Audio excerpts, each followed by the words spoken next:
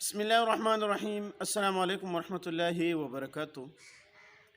دوستو، چند دنوں سے محترم نعیم بٹ صاحب، جن کا تعلق تبلیغی جماعت سے ہے، ان کا ایک کلپ وائرل ہو رہا ہے جس میں وہ حاجی عبدالوہاب صاحب اور مولانا فضل الرحمان صاحب کے حوالے سے ایک واقعہ بیان کرتے ہیں۔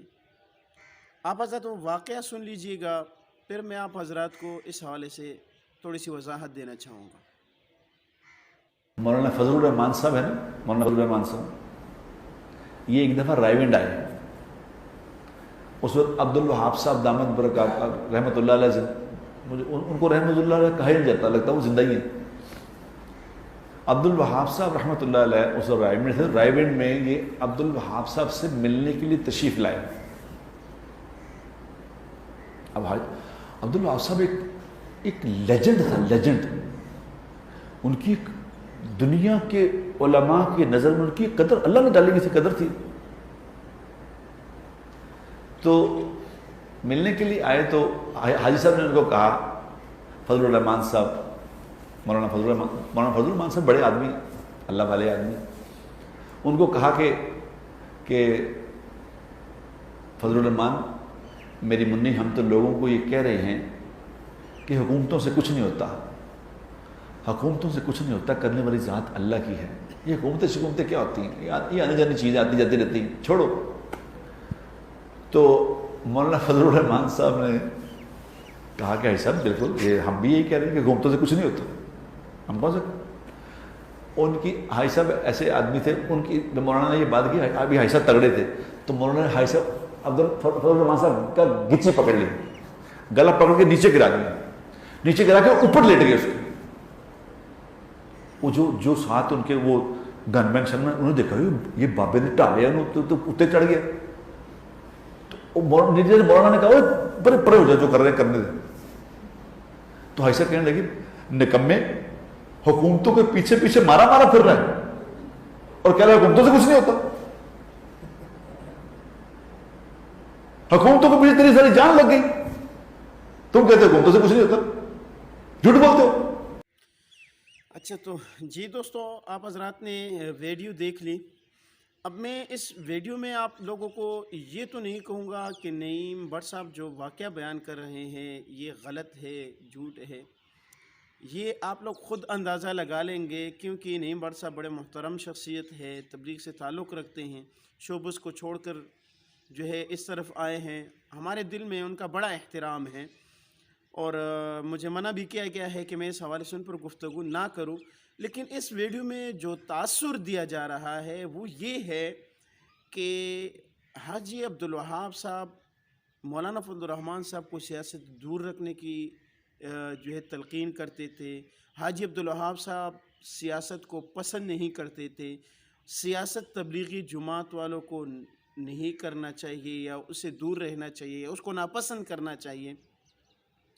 اب اس بات کا اگر میں آپ حضرات کو حاجی عبدالوہاب صاحب ہی سے ریلیٹڈ جمعیت علماء اسلام کے ہزاروں علماء کے واقعات سناؤں کہ وہ سیاست کے بارے میں کیا رویہ رکھتے تھے، کیا ان کا نظریہ تھا، مولانا فضل الرحمان صاحب کی زبانی آپ لوگوں کو واقعات سناؤں، تو شاید اگر آپ سیاست سے، مولانا فضل الرحمان صاحب کی سیاست سے اختلاف کرتے ہیں، یا آپ کے دماغ پر جو ہے یوتیاپے کا مرض سوار ہے، تو شاید آپ اس پر یقین نہ کریں۔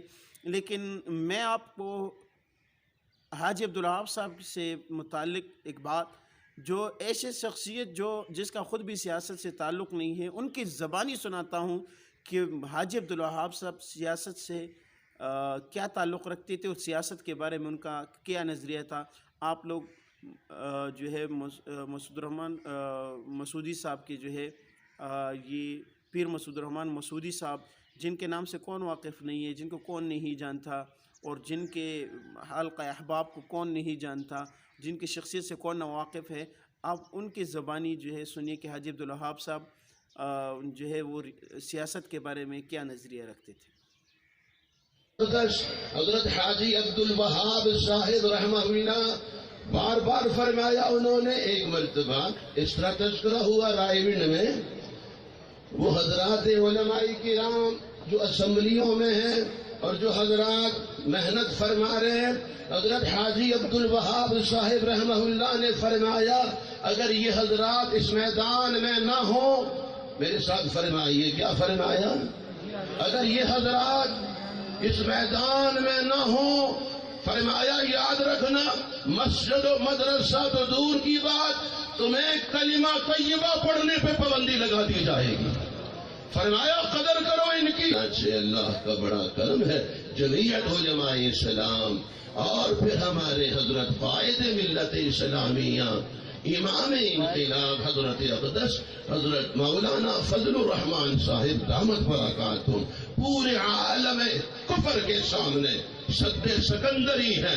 پورا عالم کفر اس وقت سیخ پا ہے.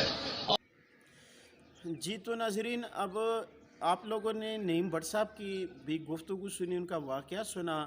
مسعود الرحمان مسعودی صاحب کا زبانی جو ہے آپ نے حاجی عبدالوہاب صاحب کا نظریہ بھی سن لیا. اب اس بیچ فیصلہ آپ نے خود کرنا ہے کہ اس میں سے کہ حاجی عبدالوہاب صاحب کا نظریہ کیا تھا، آیا نعیم بٹ صاحب نے جو بات واقعہ بیان کیا اس طرح تھا، یا مسعود الرحمان مسعودی صاحب نے جو نظریہ بیان کیا وہ تھا.